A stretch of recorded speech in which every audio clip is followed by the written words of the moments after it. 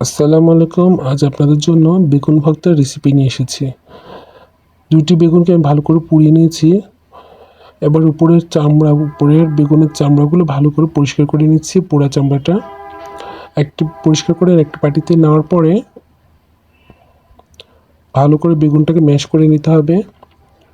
তার মধ্যে পেঁয়াজ কুচি, শুকনো মরিচ গুঁড়ো, যে পরিমাণে ঝাল খান,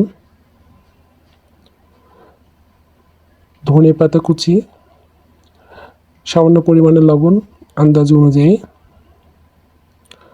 সরিষার তেল দিব। ব্যাস, এবার ভালো করে মেখে নিব।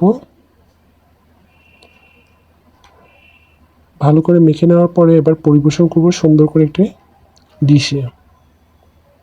এরপর গরম গরম ভাতের সাথে আপনারা এইভাবে খেয়ে দেখতে পারেন। মুখের রুচি লাগবে এবং খেতে ভালো লাগবে।